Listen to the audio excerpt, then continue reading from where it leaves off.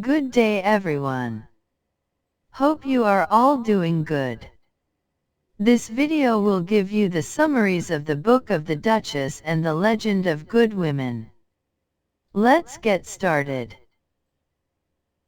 The Book of the Duchess. It is also known as the Death of Blanche.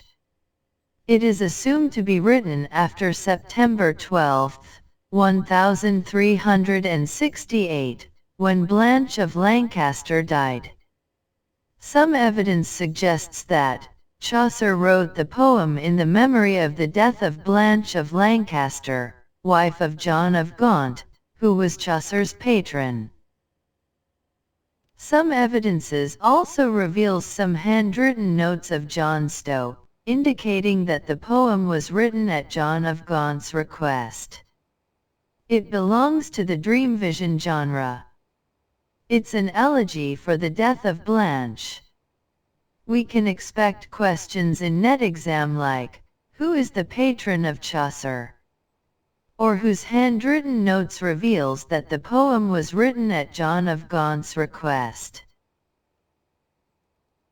It's always better to know the opening lines of the works, because we can expect such questions in net exam. Now, let's see the opening lines of the Book of the Duchess. I have great wonder be this light, how that I live, for day any night. Now, let's see the plot summary of the Book of the Duchess. At the beginning of the poem, the sleepless poet, who has suffered from an unexplained sickness for 8 years, lies in his bed, reading a book. The name of the book is not mentioned. But, through the names of the characters, we can guess it as Ovid's Metamorphoses. A collection of old stories, the book which the poet was reading, tells the story of Ceyx and Alcyone.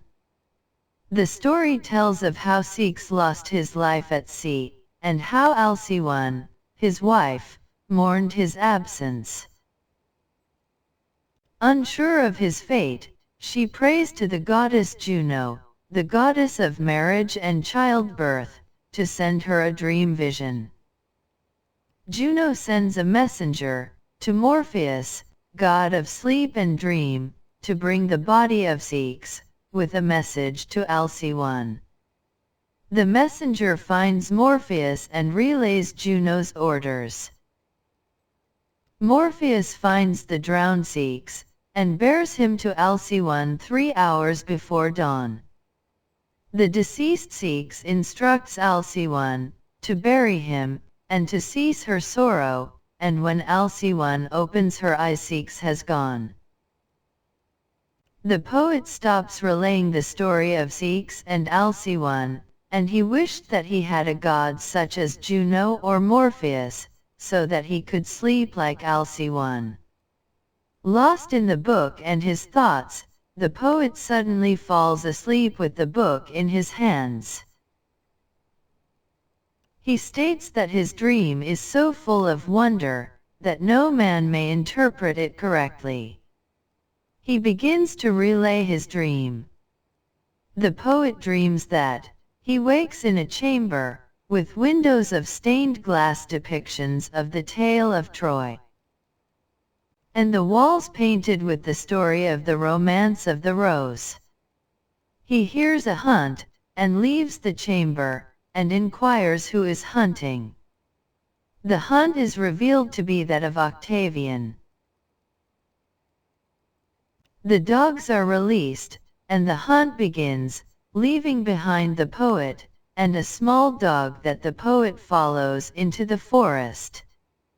The poet stumbles upon a clearing, and finds a knight dressed in black, composing a song for the death of his lady. The poet asks the knight the nature of his grief. The knight replies that he had played a game of chess with Fortuna and lost his queen, and was checkmated. The poet takes the message literally, and begs the Black Knight not to become upset over a game of chess. The knight begins the story of his life, reporting that, for his entire life he had served love, but that he had waited to set his heart on a woman for many years, until he met one lady who surpassed all others. The knight speaks of her surpassing beauty and temperament and reveals that her name was Good, Fair White. The poet, still not understanding the metaphorical chess game, asks the Black Knight to finish the story and explain what was lost. The knight tells the story of his fumbling declaration of love, and the long time it took for the love to be reciprocated, and that they were in perfect harmony for many years. Still the narrator does not understand, and asks the whereabouts of White. The knight finally blurts out that White is dead. The poet realizes what has occurred, as the hunt ends, and the poet awakes with his book still in hand. He reflects on the dream, and decides that his dream is so wonderful, that it should be set into rhyme. Another work is The Legend of Good Women. It's in the form of a dream vision. It's the third longest of Chaucer's works, after the Canterbury Tales and Troilus and Cresseid. It was also unfinished. The prologue describes how Chaucer is reprimanded by the god of love and his queen, Alceste, for his works such as Troilus and Cresseid depicting women in a poor light. Cresseid is made to seem inconstant in love in that earlier work, and Alceste demands a poem of Chaucer, extolling the virtues of women and their good deeds. In the prologue several women are mentioned: Esther, Penelope, Marcia, Lavinia, Polyxena, and Laodamia, whose stories are not recorded. Tennyson used the poem as theme for his own poem, A Dream of Fair Women. The most clear depiction of the importance of women to this piece would be the 10 female characters: Cleopatra, Thisbe, Dido, Hypsipyle, Medea, Lycoris, Ariadne, Philomela, Phyllis, and Hypermnestra. All of these female characters are taken from classical legends and mythology, which Chaucer decides to retell in his own poem. From this poem, we can expect questions like, who among the following woman character is not recorded or recorded in the poem? The Legend of Good Women is Chaucer's third longest poem. It is often regarded as a piece of work from Chaucer's prime. The poet recounts 10 stories of virtuous women, in 9 sections. Chaucer's sources for the legends include Virgil's Aeneid, Vincent of Beauvais, Guido del Colonne's Historia Destructionis Troia, Gaius Julius Hyginus Fabulae, and Ovid's Metamorphoses and Heroides. Now, let's see the summary of each good woman that is described. The legend of Cleopatra. Mark Antony leaves his wife, who is the sister of Octavian, in search for another wife. He finds Cleopatra and falls in love with her. They get married and have a great feast. But shortly after the feast, Mark Antony learns that Octavian is still angry, and is sailing to meet him. Cleopatra and Mark Antony sail out and meet Octavian. Mark Antony is defeated in battle, so to save his reputation he stabs himself. Cleopatra hears of the death of Mark Antony, and mourns his death extensively. She had sworn that whatever happened to him, would happen to her. So, she filled a pit next to Mark Antony's shrine, with poisonous snake, and laid herself into a final rest next to him. Next, we will see about the legend of Thisbe. Thisbe and Pyramus love each other dearly. However, they are not able to be together. They talked through the crack in the wall that separated their dwellings. They planned to meet at a tree later that evening. Thisbe arrives and sits under the tree, waiting for Pyramus to show up. Suddenly a lion appears. The lion's mouth is covered in blood, so Thisbe decides to flee. While fleeing, she drops the veil that she was wearing. Pyramus finally arrives at the tree, and finds the veil. He assumes the worst, and decides to stab himself with his sword. Thisbe soon returns, to find her lover dead. She takes the same sword and kills herself. Next, the legend of Dido. Aeneas is told by Venus that he is to seek out Dido and win her heart. When Aeneas is out hunting with Dido, it begins to storm. They run to seek shelter in a cave. They soon notice that they are alone in the cave. Aeneas confesses his love for Dido. At first, Dido refuses to confess that she loves Aeneas back. However, she finally admits to him that she loves him dearly.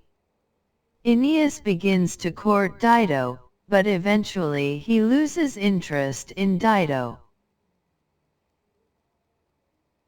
He starts to plan how he will leave her and not return. Dido learns that he is trying to leave, and she attempts to stop him from going. Aeneas leaves, despite Dido trying to stop him. Dido then calls upon her sister to prepare a funeral arrangement. When Dido sees the funeral arrangement, she takes Aeneas' sword and stabs herself. The legend of Hypsipyle and Medea. The intro of this legend calls Jason out for the way. He lies to the two women about how he would die for love. The intro also states how the unfaithful lover will receive more delight than the faithful one. Now, we will see about the legend of Hypsipyle. At beginning, tells the reader that Jason is the king's nephew, and then continues on to say that he was once honorable. King Pelias became worried that Jason would be so well liked, so he plotted to send him to his death. King Pelias told him that he wants him to go on a quest to find a treasure. He tells Jason that he will pick the men to go with him and pay for the expedition. Jason, being young and courage, accepts. He is granted a crew and sails to the island, where he meets Hypsipyle. Hypsipyle sent a man to ask, "Is Jason required any help?" and he tells the messenger to thank the queen, but they only want favorable winds. Jason meets the queen at the beach and greets her. She examines him and notes that he must be of nobility. Jason stays at Hypsipyle's a while, waiting on the good wind. During that time Jason woos her. Jason eventually marries Hypsipyle and has children with her. He took all her property and then set sail and left her. She never saw him again. Hypsipyle decided to be faithful to her husband, and dies alone and sad. Now, we will see about the legend of Medea. It starts off with Jason arriving at Colchis, and he is looking for a woman to satisfy his lust. Jason goes to the king, and requests permission to find the golden fleece. The king grants his request, and is so honored, that he sits Jason next to his daughter, Medea. Medea had previously heard of Jason's reputation, and begins to fall in love with him. She tells him that she is worried about him, attempting to find the golden fleece. He tells her that he is honored that she is worried about his safety. She explains to him all the dangerous things he would face. She tells him that she can help save him from some of these dangers, but if she does, he will become her faithful husband. Jason succeeded, and he brought Medea across the sea to his homeland. However, Jason does the same thing to Medea that he did to Hypsipyle. He married her, took her treasures, had children with her, and then abandons her. The final summary is the legend of Lucretia. When Rome was under siege, Sextus Tarquinius goes to his friend, Collatinus's house. They go in to see his wife, Lucretia, who was in her chambers, with her hair down as she was not expecting visitors. She explains how she hopes Collatinus is safe, and be home soon. Collatinus shows himself, and she begins to cry and kiss him. Sextus Tarquinius looks at Lucretia, and begins to examine her features. He desires her so badly, that he decides he will make Lucretia his. He sneaks into her room, and forces himself upon her. He makes her be submissive by placing his sword at her heart, and threatening to kill a stable boy and place him there. Lucretia doesn't want to soil her good name, so she submits to him.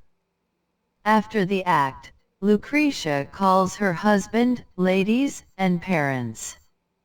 She explains the horrible act that occurred. She then explains that she doesn't deserve forgiveness. She then takes a knife and kills herself. That's it for today. Hope the content was useful. Next video will be on the Canterbury Tales. Stay tuned. Meet you all in my next video. Remember to like, share, as well as subscribe to my channel. Till then, keep learning and growing. Let's grow together. Thank you.